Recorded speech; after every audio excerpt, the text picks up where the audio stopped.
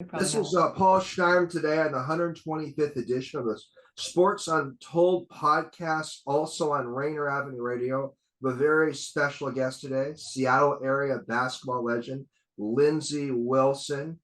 Lindsey, I appreciate coming on the Sports Untold podcast, also on Rainer Avenue Radio.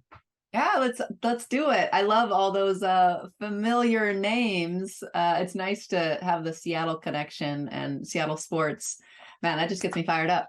Love it. Well, we have a Roosevelt High School tie too. Lindsey, I see online there's a Lindsey Wilson College in Kentucky. I don't believe you have any connection at institution, do you? No, but it's spelled the exact same way. I think I discovered it. Someone told me about it when I was like 13 or 14, and they gave me like a Lindsey Wilson basketball t-shirt, which was pretty funny. But yeah, and they have a basketball team. So I guess that could have been my second option.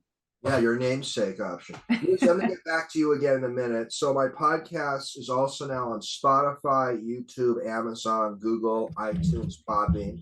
You can go to sportsuntoldpodcast.com to listen to all my editions. I encourage my listeners to click the like button regarding my show, comment, and again, go to the website, sportsuntoldpodcast.com, and you can see my show is on all sorts of platforms, many shows since the last year I've been on video and visual format as well.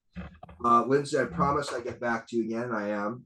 Lindsey was a star basketball player at my alma mater, Roosevelt High School in Seattle. She was profiled in the great documentary, which I highly recommend, Heart of the Game, about the Roosevelt women's basketball team.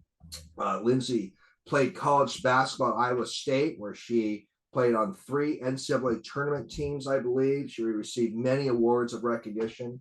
She was an honorable mention All-American and academic All-American. I believe Lindsey was the all-time leading scorer at Iowa State University. Lindsey played professionally in Europe and the Middle East for about 8 years. She was drafted by a WNBA franchise, the Connecticut Sun. Lindsey started positive performance training about 2008, where she helps athletes and coaches and others reach their maximum potential. Lindsey's writings have been profiled in all sorts of national publications, including New York Times, Huffington Post, and ESPN. Lindsey, you're a podcaster yourself. What's the name of your podcast? The Mindset Coach Academy.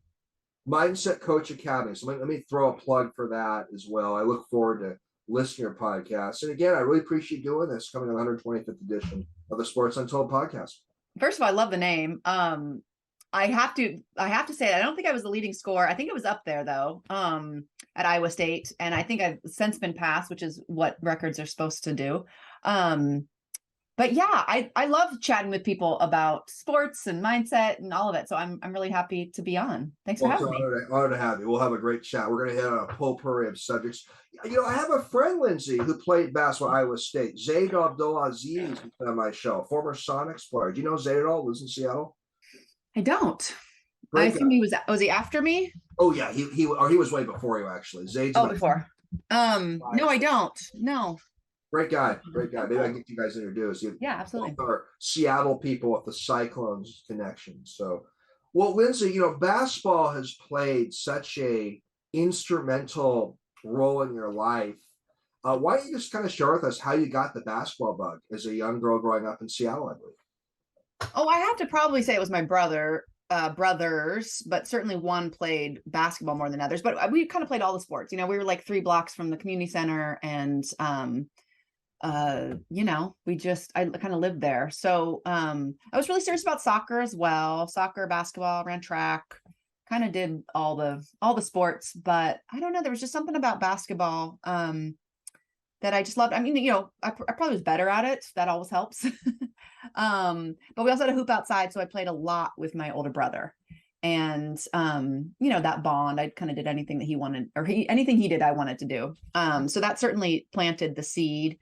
And there's just something about hoops. I mean, I think probably everybody that loves their sport feels that way, but I think sports, basketball, especially being in Seattle, it's such a basketball city, and, it's very mixed. You get to play with boys and girls and growing up, and it's accessible, and it's such a city sport, and you get to all sorts of different people, and the social component, I think, is really important. Not all sports are that social. I learned later on. And I like physical contact too. I think there's something, so basketball is like, it's such, I mean, my college coach always just said it was like the perfect sport. And again, like I said, everybody's biased towards their sport, but man, there's something about hoops. You go play with some friends and it's just, I don't know. It's perfect to me. I wasn't a top player myself, but I hear what you're saying about basketball. It really has a friendship element to it. Yeah. It's also a sport you can play yourself. You can shoot hoops on your own, and it's Yeah, there is that component. I think it gets harder. It's hard on the body. I think, I see a lot of women stop playing because it gets harder to play and there's not as many like levels of competition that there are on the men's side. Um, so there's that, and it's very physical, but yeah, it's just, I don't know, there's something magical on the court. It's just high-fiving your teammates, and even the competition, you're all right there, you can't hide. So I love that part of it as well. you can run, but you can't hide. So No, you really can. I mean, you can be good at certain areas and not so great at others, but everybody plays offense, everybody plays defense, everybody has to dribble at some point, everybody gets to shoot. It's really great in that sense too. what community center did you grow up by? Queen Anne. Queen Anne, gotcha. Yeah. Shout out to like all the people there, because man, community centers, and like they planted that seed too, and they would rebound for me. And I had mentors that played at a high level. I was thinking like Tracy Thurgood played at University of Washington. I remember when she started working there. There was all these people that were there that really helped me as a basketball player and really as a human. I remember talking to them a lot about life, like with middle school and high school. And I think community centers are really, really important. No doubt, no doubt. I spent a lot of hours at the old Lowellhurst Community Center, which is Yeah. a lot of memories there. Okay, Lindsay, I mentioned just at the beginning, you were in a very well-known documentary. Yes. You played yourself. You in the heart of the game. Came out about 2006, and this movie has come up on my show in several conversations. I've had Joyce Walker on, I've had Elise Woodward on. Yeah. And I'd like to throw a plug for this movie to people who aren't familiar with it. Yeah. It's one of the best sports documentaries ever. And it's It so really hard is. to talk to someone who I'm referring to as yourself that was actually in it. Yeah. So I want to get a couple heart of the game questions in. Okay. And here's the first question. Now, tell me if this is accurate. I had heard years ago, and what you hear is not always accurate, but I want to get your insights on this, that originally the movie was going to be more about you and some of the other players in your lives, but Darnelia Russell had such an incredible life experience that the documentary shifted a little bit to being more about Darnelia. Is that kind of an accurate? I don't really know. I don't know that Ward had a plan. I mean, maybe if he said that, then that's true. But the guy that made the documentary, the only thing I really knew is he had met Bill, probably at the Duchess or something, and and plug for the movie. It is a great movie. It is just, yeah, I totally agree. It is a great, great sports documentary. I think it actually was up for an Oscar, right? I think it almost won, except Inconvenient Truth came out that same year. So It was never nominated. That was a question. Oh, it wasn't. Okay. Well, anyway, I know it was considered. So anyway, Ward, the guy that made the movie, I mean, soup to nuts. I just remember him coming into the gym, and I think he knew there was a story there. Darnelia wasn't there yet. I don't even know if she was a freshman. It was my senior year. And so he knew there was a story. I don't think he knew what the story was. I think he was enamored with women athletes playing hard and the culture that Bill had built. And I think he was just sort of like started recording, and like probably a lot of creative things, that he just started, and he went where it went. And certainly the real drama and what made it a movie did come after my class graduated and Darnelia stepped up, and that was such an interesting story and something that so many facets to it. And so yeah, I don't know, I think he just kind of started, but he was in the gym like practically every day for like 7 years. And so yeah, he got a great story out of it, but man, he put in so much work, and I don't think he knew if it was going to be, if there was gonna be anything there. Well, I think you may clear that up. It was something that I heard, and what you hear is not always accurate. So I was just Yeah, curious. well, and maybe he had that year in mind. Maybe he thought it was just going to be that year, probably more likely. That's how a lot of projects start. Right, right. And then the real meat of it came later. That would be my guess. But Darnelia's story, for some of the listeners who haven't seen it, I don't want to give away the whole movie, but she had a personal issue come up that affected her yeah. eligibility, and lots of twists and turns. And it has a very it's a very Hollywood movie. It's based on a true story, but a very Hollywood movie. Mm-hmm. Okay, I want to ask you about the late Bill Wrestler, your Roosevelt High School coach. I didn't know Bill well, but I knew him a little bit. I saw him at the Duchess Tavern a couple times.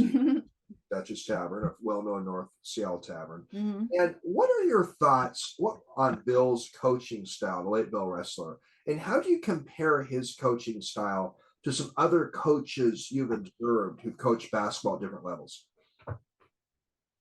Um, that's a interesting question. How would I describe? I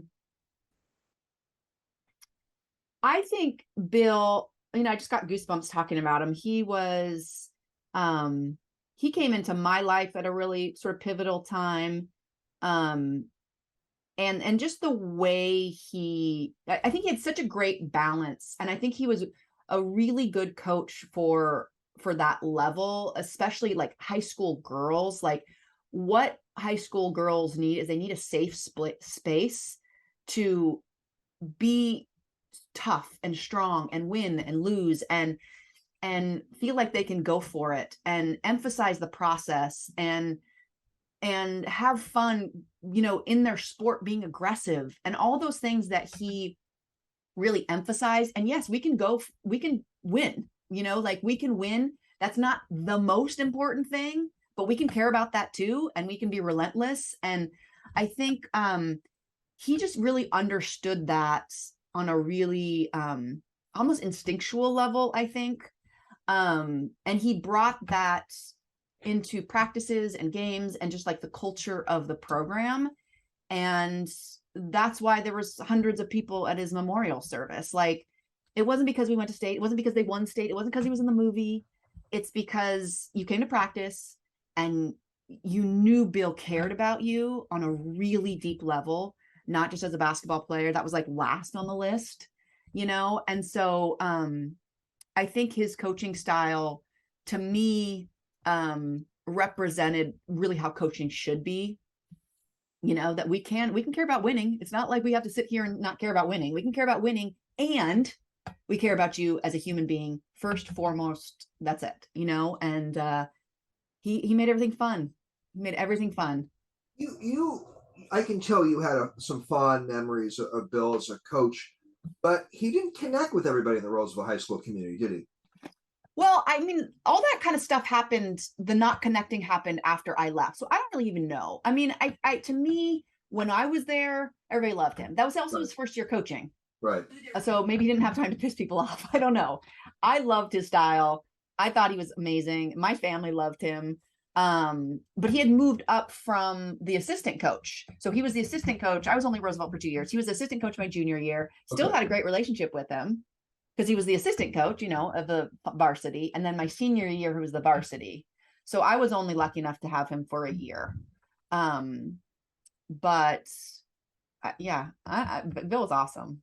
Right. Well, he was an interesting guy. Again, I didn't know him that well at all, but I always thought he was interesting guy. And just, he was a tax law professor who a little later in life got into coaching women's high school basketball. He was a fascinating guy, no doubt about it. Yeah, for sure. Well, one of the heart of the game to come up a little bit. I mean, Lindsey, we can talk about the heart of the game the whole show, but yeah, for sure. Topics. So you grew up in Seattle. You attended Roosevelt High School. Why don't you share with us how you chose Iowa State University to play college basketball at? And it was hard being a West Coast urban young woman from Seattle and attending college in Ames, Iowa, in the Midwest. Tell us about attending Iowa State and your decision to choose that institution. Yeah. They went out looking for someone with a certain amount of toughness. I was not highly recruited. I had some options. It wasn't that I didn't have any options, but that was definitely highest caliber as far as playing the Big 12, playing on TV, had to gone to the NCAA tournament. And I visited a few schools, didn't really know what I wanted. I mean, how do you make a decision as a 17-year-old? I mean, it's just like, it seems so arbitrary, except I was except that it wasn't for me because I made my decision on basketball only. Like I was like, I don't care if it's a big school. I don't care if it's a small school. I don't care. I didn't even know my coach ran mostly zone offense. I mean, that's how like I was like, you have how many people at your games and you beat Connecticut last year and we're going to play in the NCAA tournament. I'm in. I don't care about the colors. I don't care what the majors are. It's a big university. I can figure something out. Right. I didn't care anything, you know? And so for me going to the Midwest, I didn't even blink. I was like, basketball is my thing. I want to play at the highest level. I love the assistant coach who's now at University of Georgia, Katie Abrahamson Henderson. You know, a lot of people connect with the person, right? She was like my girl. I was like, I want to play for her. And she ended up leaving after a year, which I still tease her about. But I just, yeah, as soon as I found out how seriously they take, and then that's the final thing, which I didn't understand from the first conversation, but I understood soon after, is like they take women's basketball serious in Ames, Iowa. And as a woman that, you know, loves hoops and dedicated my life to playing and like wanted to play at the highest level, to be at the same level, like it wasn't like walking around Iowa State, you feel like it's the team, the men's basketball team, and then the women's basketball team. That is not how it felt. We were really good. We had lots of fans. People in the community loved us. And to have that experience, I wouldn't have had that at University of Washington. I think later, not that they recruited me, they didn't really, but later they got some more notoriety. But there's a lot going on in Seattle, you know. And so to go to a small town where Iowa women's basketball is big, just in general in the state, you probably know the history there. And to be at the same caliber as the men, it shouldn't be something that is like rare, but we're also talking 2000s, early 2000s, and it can be rare. It was rare. And so to have that feeling was awesome. What an experience. And what are a couple of your favorite memories? If you mentioned one or two, Lindsey, playing basketball at Iowa State. Yeah.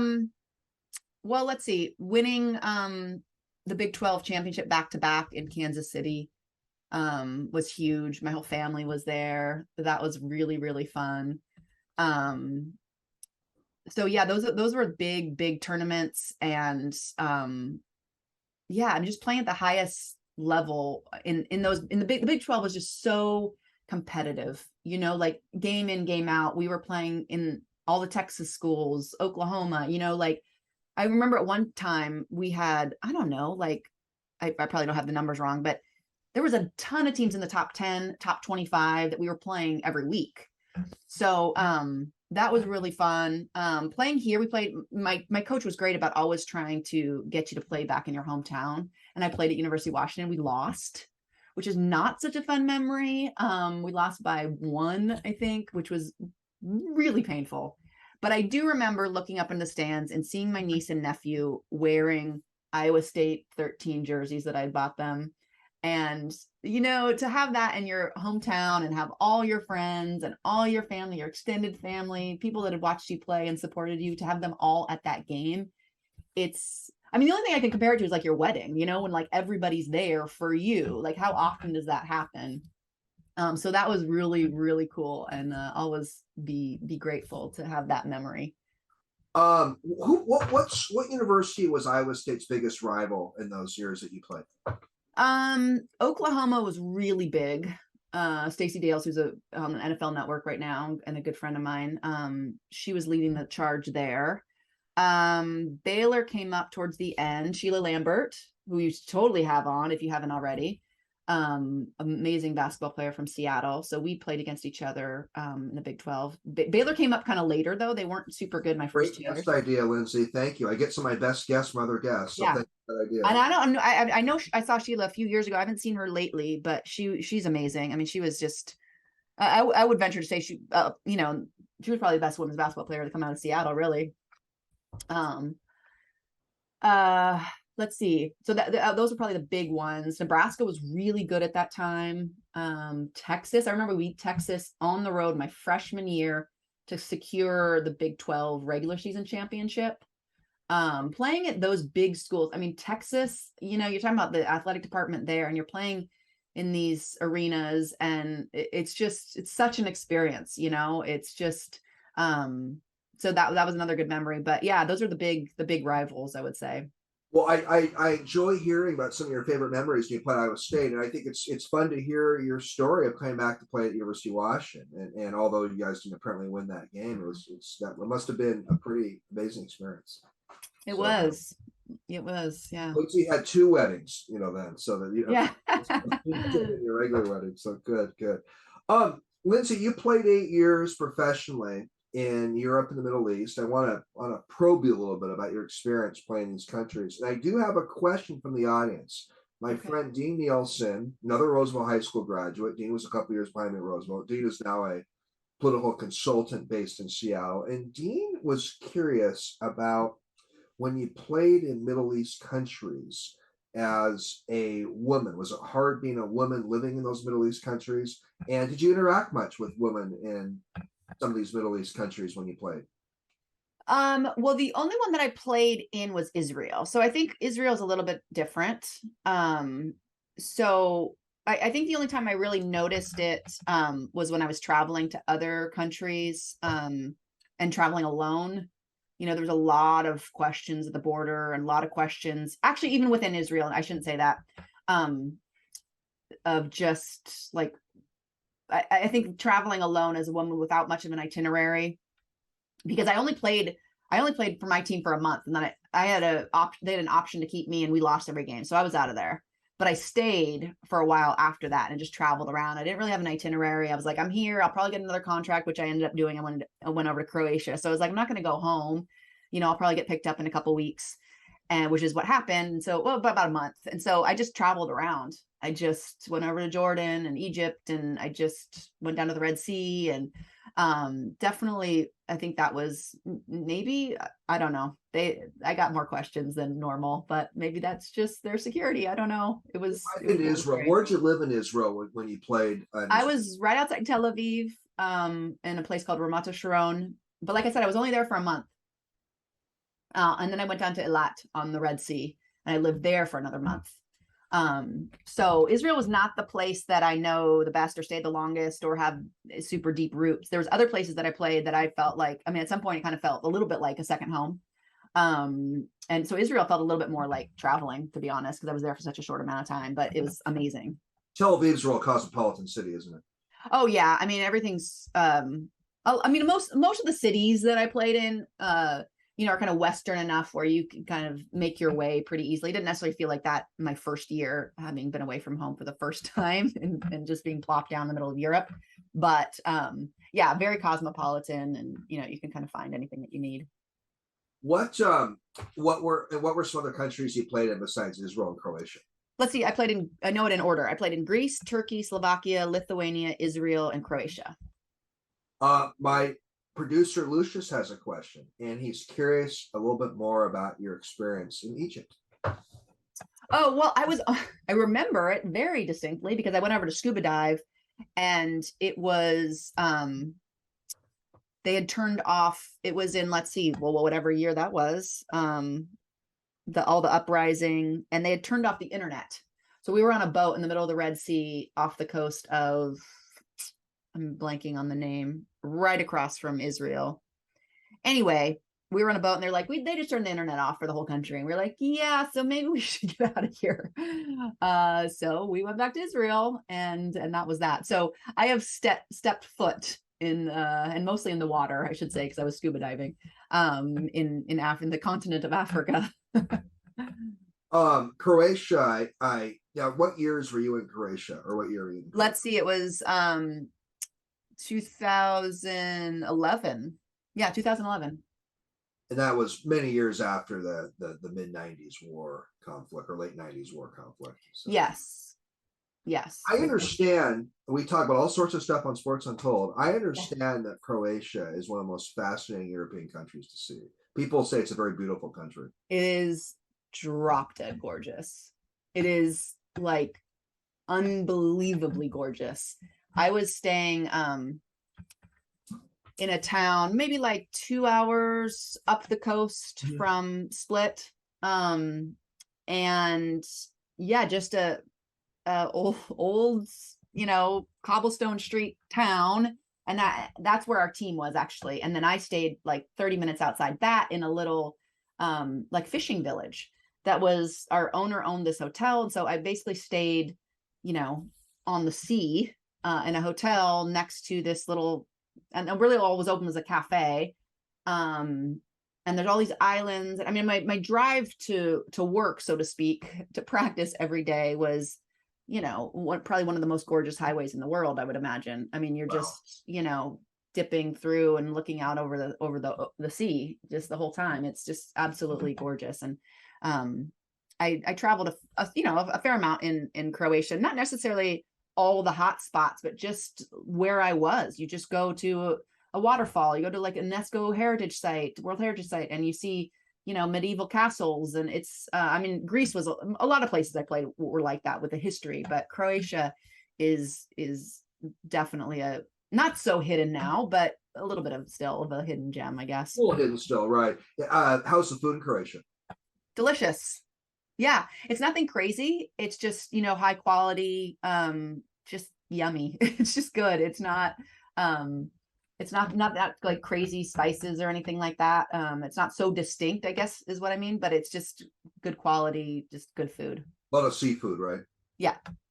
So what was your, 8 years, you're a young woman playing abroad for about 8 years. What was your favorite country you played in, if you had to pick one? Oh man, people ask me that all the time, and it is so hard to answer. Yeah, I don't, every place was just so distinct. I mean, Greece, I played for the longest time. So I had the best friends there. I played for 2.5 seasons. I mean, Greece ended up just being such a wonderful, it felt very familiar and very homey for me. So I had a lot of fun. I think from a, the traveler in me, I mean, living in Istanbul is like, I mean, it's where Asia and Europe meet, I mean, that's what they say. And that's what it feels like. You take a boat and you're in Asia, and from the colors to the spices to the influence of that feels, a lot of these countries, if you go to the city, it feels very Western, right? I mean, it's like, yeah, they speak a different language and there's some different foods, but it can feel very Western. You can go into a bar or a cafe and it feels, like California, maybe. In Istanbul, you still have some of that, but it also feels very exotic is not the right word, but you know what I mean? It feels foreign for an American, and that's fun, right? Like that's exciting for me. And the food was amazing. The people are really warm. I really loved Istanbul. And I just remember that feeling of like looking around being like, oh my God, my whole life I could say I lived in Istanbul. Like that is so cool. Like the history of that place was pretty awesome. I would also say Slovakia, which was surprising to me. I lived in a little town of like 25,000 people. And I say 25,000 people, and I don't even know how they would have gotten to that number now that I think about it. Like it was so small. And like sheep were outside my door. I could hear their little bells. It was very rural and beautiful and simple. And I really enjoyed it. I'm glad that wasn't my first year. I think I would have gone a little bit crazy because I wouldn't have known how to enjoy it. But I really loved Slovakia. Liz, I'm gonna have to call you like a Rick Steves right now. We're just hitting on the travel talk. I know I can talk about how wonderful all these places were, and and then I choose not to remember that there were times that were lonely and hard either. I tend not to remember those, but. Sure. Did you? Yeah, it was amazing. Now, here's one thing I've heard in women's basketball circles, that women that play outside the United States, for example, in some of these European countries, that they can get more attention in many ways than the attention women basketball players get in the States. Did you experience that a little bit? Not so much, because I didn't play, like there's very few places that are like that. And there's very few levels. So you're looking at WNBA is the highest level in the world, and then you're looking at EuroLeague. I played 1 year in EuroLeague, and I played against Sue Bird. I played against Lauren Jackson. Like, you play against those teams in Moscow, as many people are understanding what that world is like now. But that level, that's like the best team in each country would play at that level. And so there's a huge wide range. I mean, not so different than here when you're talking about, the Power 5 conferences, and then you're talking about community college, right? Like, there's just a lot of different levels overseas. And I would say that, like, there was a lot of times I looked around too, and you think you're going to the professional level after Division 1, and yes, someone is handing you money, but it feels like a step down from facility standpoint, travel, all that kind of stuff. And also, there were many times when I looked around and I was like, they're paying me how? Like, there's no ticket sales. How is this funded? Which there was various ways that some I learned about later, or some I just kind of figured out. Because it was like, yes, there's cash, but there's not necessarily like the infrastructure or the support for women's basketball, or women's sports in general, I should say, that we have here. There's no Title IX, like, Right. So you're lucky that you get paid if they pay you. And there's not a whole lot of, as a lawyer, I'm sure you understand, there's not a lot of things you can do if they don't pay you, except just not practice. So, you don't have a lot of protection in that regard. And certainly you have more agency than the locals, who really don't have that power. So, grateful for the experience for sure. And to be paid to play the sport that you would gladly do for free is quite an experience. But the women's sports infrastructure over there is a little bit confusing, to be honest, because someone's handing you money, and yet there's not a lot of, like, it doesn't feel necessarily like the professional level all the time. Interesting. A lot there. I got another question from the audience. It's actually from an attorney I know, Mark Plunkett. And Mark's question says two good questions. One is, when will women's basketball update their uniforms to more modern, contemporary, modern look? Mark's second question, along with that first question, is, when this increase sales and attendance? And his third question here is, do you foresee your future in college or professional basketball? I don't know what to say about the uniforms. I feel like they've been updated a lot. So I'm not sure what is looking like for that. But yeah, I mean, they look wildly different than not wildly different. They look different than what we wore. And what was the second question? Yeah, I guess he was wondering if the change of uniforms could possibly increase sales and attendance of women's basketball. Then his next question is, do you foresee yourself ever doing work in college or pro basketball? Well, I mean, it's my first instinct is to say we don't talk about increasing sales and ticket sales for men's what they wear. So I don't know what to say about that. Okay. And then my future, I don't know. I don't. Was he talking about coaching? I think so, or maybe administrate. Maybe. Yeah. Well, I think for me, I love sports, and I'm very passionate about the power of sports to influence young people. And for me, the mindset piece of it is where my passion is. I will probably coach my daughters and that sort of thing. But high level coaching is such a lifestyle and such a sacrifice that, yeah, I think after I remember my instincts when I first finished playing. I was like, I've been uprooted and leaving every 6 months to 8 months for my entire 20s, which was really fun. And I didn't want to do that anymore. I wanted to be in Seattle. My family's here. I wanted to raise my kids here. Who knows what the future holds? But that was sort of my mindset of like, I am interested in the mindset piece. I'm not so interested in the X's and O's, and I'm definitely not interested in moving and not having so much control over where I live. But again, everybody makes sacrifices when something's important to them. So I don't know. At this point, I'm pretty happy with running my business here in Seattle. We're going to talk more about your motivational work in a few minutes, but I got some more stuff I want to talk about. I'm having a great conversation. Paul Schneiderman of the Sports Untold podcast, also on Radio Rapper Radio. I encourage my listeners to like, comment, go to sportsuntouldpodcast.com. You can watch my show on YouTube, Rumble, and all sorts of outlets. So I want to, you brought up Sue Bird earlier, and I want you to comment on Sue Bird's legacy. You mentioned you played against her at one point, and I want you to comment on Sue's legacy in general. But can we make a case that Sue is the most impactful American female basketball player of the 21st century? Yeah, I think that's, well, I mean, yeah, I think, yeah, because I would say, when I think about the people that I think about are Sue. I think about the earlier generation, Cheryl Swoops.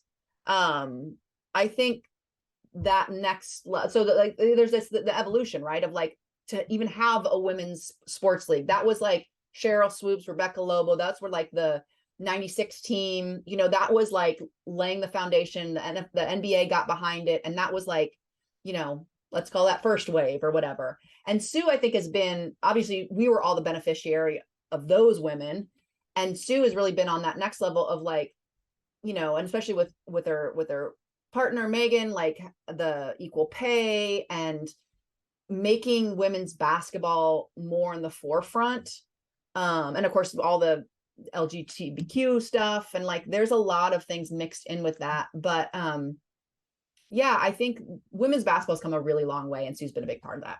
And even in the last 10 throughout her career, but even particularly in the last 10 to 15 years, there's still a long way to go. But her success with Seattle and Storm has been amazing, and so she's very recognizable, and I think people respect her a lot, which is important. So first 22 years or so of this century, you could make a good case. Yeah, for sure. Impactful American female basketball player. Yeah. Oh yeah. So I think we had her in Seattle for 20 years. It's just easy. Yeah. Yes. Easy. All right, this is a controversial subject, but I want to pick your brain. We hit on all sorts of stuff on Sports Untold, and as many people know, Brittany Griner is a well-known American female basketball player, is currently being detained in Russia. It's getting enormous attention, and I want you to comment. I want to get your thoughts on Brittany Griner's situation, Lindsey. But I have sort of a somewhat different question about it. I wouldn't mind you commenting on. It strikes me, and this is maybe a somewhat underrated part of the story, and feel free to challenge me with my comments and the question. Yeah. But I think that the idea of a lot of American athletes, American basketball players, mostly female, but there's some male basketball players that go to play in Russia too. But many of these women players are playing in Putin's Russia heavily for financial reasons. And do you see some broader equity issues, the idea that a woman's professional player feels kind of compelled for financial reasons even play in Russia in the first place? Comment on that, and just your general comments on the whole situation, if you want. The whole situation is really sad and tragic, and I just it's just the thought that she is over there, and what they charged, what they sentenced her to is just it's just awful. And she just got caught in this storm, and so I don't know what to say other than that it's just a shitty situation. As to why she was there in the first place, I think the thing that I go back to, having done that, I didn't play in the WNBA, but it really goes back to, I don't know if this is what you wanted, but the idea that like these women are playing 11 months out of the year, like that is so. And then when you look at like Sue's legacy and how long she's done that, like it is unbelievable how hard that is on your body, right? And to be able to keep that up, just because I don't think people really quite understand how low the salaries are in the WNBA. I mean, yes, they're more than teachers make, we can have that debate too, and it's only for 4 months, but it's really, really low as far as just having sort of a regular life. It's not so bad for young people, no responsibilities, but to really use, you only have a certain number of years to play, so right. To really maximize their career, you do have to go overseas and make that money, and that sucks. I mean, I don't know what else to say. But I know there's economic considerations as well. I think there's other things that are a little more cut and dry, like USA women's soccer, that really highlight real discrimination, that when their TV rights and everything, like there's other examples that are even more blatant, I guess, that are really people sitting in offices making decisions based on gender, so it's a lot for these women to go overseas and then play in the WNBA. I will say that. A lot there. I guess the premise of my question or topic, Lindsey, I was hitting on is that something that has come up to some extent, but maybe not heavily in this whole Brittany Griner conversation, is maybe if the salaries are better in the WNBA, she wouldn't have to be there in the first place playing. That was going with the question. Hopefully, no, for sure. I mean, but I think as long as the WNBA season is short, and I think as long as I don't know that would stop people from going overseas and playing, just because even if they were making more money in the WNBA, would people not go overseas? Maybe they wouldn't feel like they had to, but probably a lot of them still would, because you can make more money for that short amount of time that you have to play. But I agree. I mean, it's when you're a professional athlete and you have to play all year round, it's a lot. Maybe not Russia though. Maybe she would have gone somewhere else to play if the salaries are better. Just hypotheticals, and I'm just sort of exploring this in this. Yeah, I mean, some people go to places that I've always played in places that I really wanted to be in, but certainly like people go to places and they just sort of go to practice and go to the hotel and never really even experience the culture. They just are there strictly to play, and right. It's not that enjoyable. These are two questions I've asked every guest since about late 2019. The two questions are: one, who is a living sports figure you'd love to interview or chat? Can be a general manager, a player, an executive. And who's a deceased sports figure in history Lindsey would have loved to have spent time with or interviewed or chatted with? Oh man, you're gonna put me on the spot here. Absolutely. Deceased, I don't know. I think living, someone that I think is really well. I'm just gonna say two living, because I don't know. I think Billie Jean King is such an icon, and someone that really, I mean, you could just go on and on, but someone that so early recognized that there was work to be done, that and her advocacy, and just on so many levels, I think has really helped women's sports. So I think that's pretty awesome. I can't really think of great name. Very important figure. Yeah. I mean, I think, I'm always going to be biased towards women. I think, and that just goes to show, like, the women's sports history, there's not that many deceased high level women that you can think of, because our window of having really high level known names in female sports, that window has been really small.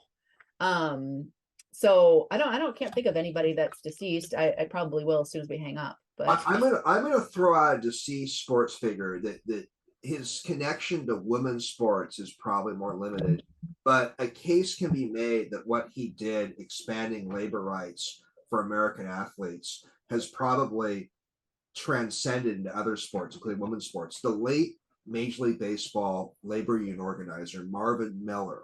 He's now in the Baseball Hall of Fame. Miller played a big role in improving working conditions of American baseball players. So he's someone that I think has a pretty broad legacy in what he did. Cool. And expand opportunities for athletes. Just food for thought. I thought I'd throw out Miller. The other person that I think is just really inspiring, and of course her name's been coming up a lot lately because she just retired, but it's Serena Williams. And it's not, yes, it's because of her prowess on the tennis court, but I will say the one thing that I really think about with her is, I don't know if you saw the documentary that she made, or the 4-part series or whatever it was. I think it was HBO. And there's it's not Little Richer. I haven't seen that one, but I saw that. No, it's not. It's a documentary. It's just Serena. I might even be called Serena. I'm not sure. Anyway, it's a 4-part series, I think, or 3 or something like that. And there's these clips of her pumping breast milk for her, new baby in the locker room about to go out to like the US Open or something. And to me, as a mom and as having been a professional athlete and played at like a really high level, like that moment to me of someone pumping milk and getting their mind right to go like be a killer on the tennis court is like freaking amazing. Like that is a really hard thing to do. And so to me, like that image, like I saw and then I was like, that's why she's great. You know, it's not like all this other stuff like that, the mentality required to switch and be a killer on the court, having just like pumped milk for your baby is like amazing. It's so cool. Serena's come up before. Lindsey's living sports figure. A couple of my other guests would love to chat with. So I would. But those are great names: Billie Jean King, Serena Williams. So yeah. Okay, this is a lighter question. Favorite sports movie? The Heart of the Game, of course, but The Heart of the Game would definitely be up there. Right. You know, I'm so in like mom brain. I like have no recollection of any sports movie. I mean, definitely Hoosiers is up there. Great one. Field of Dreams. That was a great one. Good one. Good one. What was that great women's baseball movie that came out in the early 90s? League of Their Own. Right? Yeah. League of Their Own. Yeah. That was good. I love that one. I actually came to my mind too. I love that one. There's No Crying Baseball. That was, yeah, definitely a good movie. Good. Okay. Got a couple of them. Do you think the WNBA would do better if it moved, if it played in the fall, winter, and spring rather than the summer? Oh, no idea. I think in Seattle it's challenging, but then of course we have great fans here, so maybe it's not so challenging here. Seattle has always embraced women's sports, and obviously the Storm has been so good, and of course Sue's been a part of that. So, but it does, to me, I think for a lot of people, and you know, going inside during the summer when Seattle is, there's only, you know, so many nice days. I imagine that's a challenge for some people. But that being said, there's so much other basketball going on during the year. So I don't know. I'm sure they have some numbers to at least guess. I had Joyce Walker on a couple of years ago. Joyce suggested that. Joyce thought that if the WNBA moved during the NBA season, they could maybe do some double headers, and it's an interesting idea. I don't. Yeah, and I don't know why they did in the beginning. I guess it must have been television rights or something. But yeah, I don't know. Lindsey, I promise we're going to talk about your positive performance training now for a few minutes. Definitely want to get some stuff in. So tell the listeners what you're doing, because there's a lot of motivational speakers and motivational institutions out there. What are you doing that's unique? How does your positive performance training stand out? You know, so that's a great question. So what I do is I teach the mindset of high performance. I teach people how to really tap into training their brain like they train their body. A lot of it is for athletes. A lot of it's for lifelong athletes. And really my focus now is, I used to work solely with athletes and teams, and now I really work with individuals that want to start their own mindset coaching business, or coaches that want to take mindset to their team. So an example would be, you know, you're a high school coach or a Division II coach, and you have no access to sports psychology.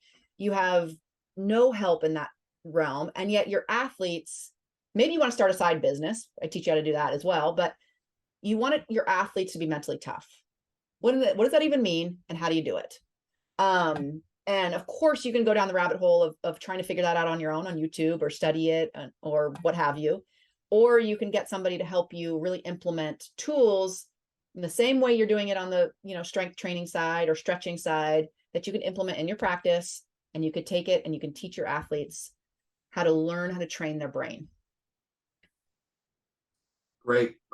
So I had a sports psychologist on my show a couple of years ago, a guy I grew up with in Seattle, Dr. Ross Flowers. He's now based in Los Angeles, and Ross has worked with the Olympic Committee. I think he's worked with the LA Clippers. He's an old friend acquaintance I've known for a long time. And I asked Ross this question. I'm going to ask you this question. And Ross has a PhD in the area of sports psychology. Can you make an average athlete a top athlete through psychological improvements? Um, it's an interesting question. So I would say that we all have sort of a ceiling on our talent and how hard we're going to work to develop that talent.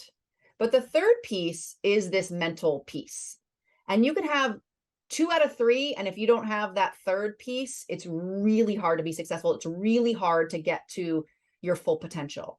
And most people are struggling on the mental side. That doesn't mean you can take an athlete that can't do anything physically, whether that's skill or athletic ability, and make them absolutely the greatest player ever. But you can help them recover faster from mistakes. You can help them go for it and be relentless and aggressive in the moment. You can help them, learn how to recover after losses and learn how to not beat themselves up.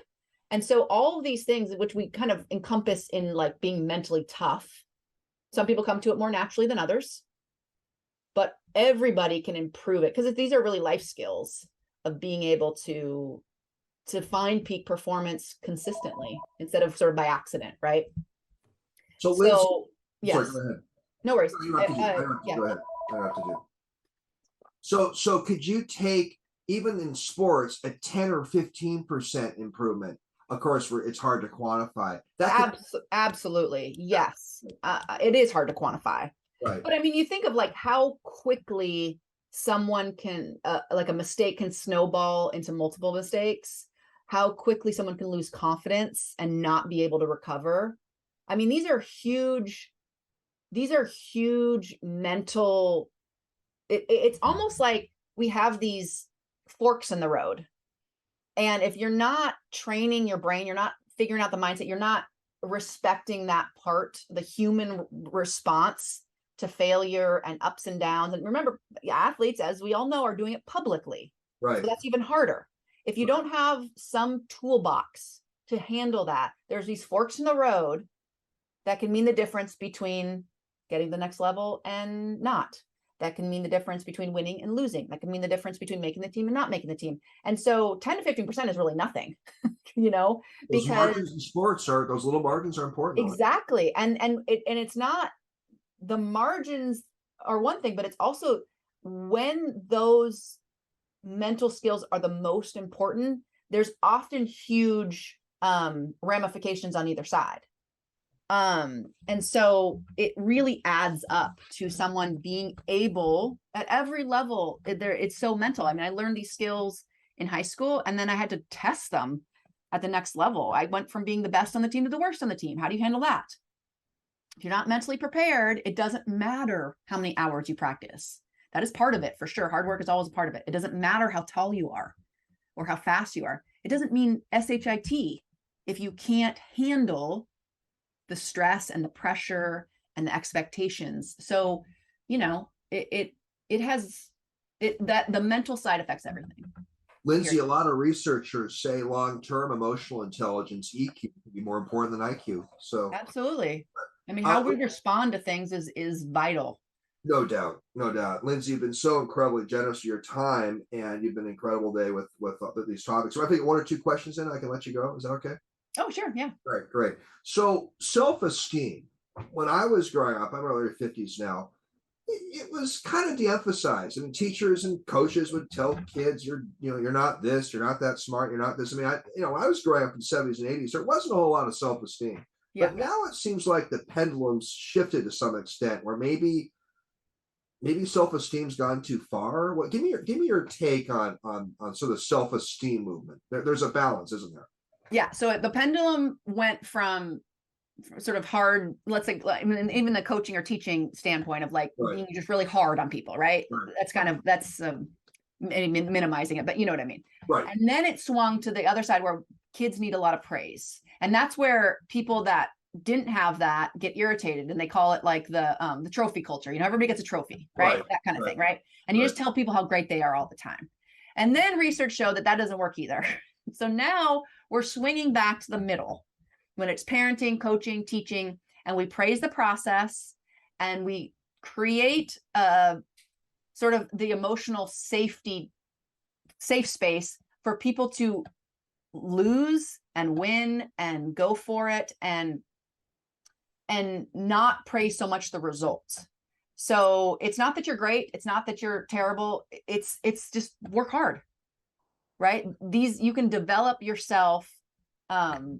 And that, a lot of that comes down to like the Angela Duckworth and Carol Dweck, all their research, which basically shows like, for example, I'll tell you an example from my own life. So my daughter is playing soccer and she scored a bunch of goals. And, immediately I'm like, oh, great. But I make sure that she understands, and I ask her, I say, mommy's proud of you. Are you proud of yourself? And why are we proud? And is it because you scored goals? No, it's because you played hard. Right. And so we are constantly trying to reinforce the process and not the result. And if she doesn't play hard, whether she scores goals or not, and this is, I think, from a hard point from parenting or coaching, is like, it's not about if you won or lost. Yes, we can go for that, but did you play hard? And if you won and didn't play hard, we can talk about that too, right? Because it's all about the process of what we need to do to get to what we want. Lot there. So fascinating. If I ever have you back one day, we can dive more into all these things. This may be my final question for today. So many different people in different fields go through a certification process. Automakers, lawyers, right. Healthcare providers. The list goes on. I mean, just hairstylists. I mean, but most K through 12 coaches never go through any certification process in being a coach. Would you like to see youth sports have some sort of certification process for coaches? Well, you can get certified with us, but I think the challenge with that is often when you make people do something, it's just a thing to check off your list. So I would say coaches need resources.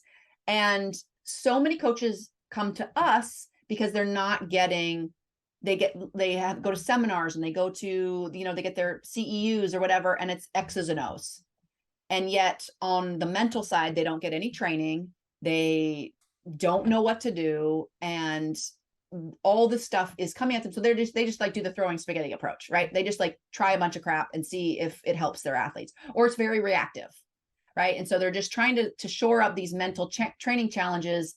It's like having a trainer to help with injuries, but not having a strength coach, right? So it's like you would need the trainer way less if you had a way to get the athletes in shape, right, and get them strong and build up the muscles to withstand that. And that's kind of where we fall into. It's like a lot of the mental training is maybe on the sports psychology side or the mental health side, and it's reactive, right? We try to train people before that, but most people don't get that.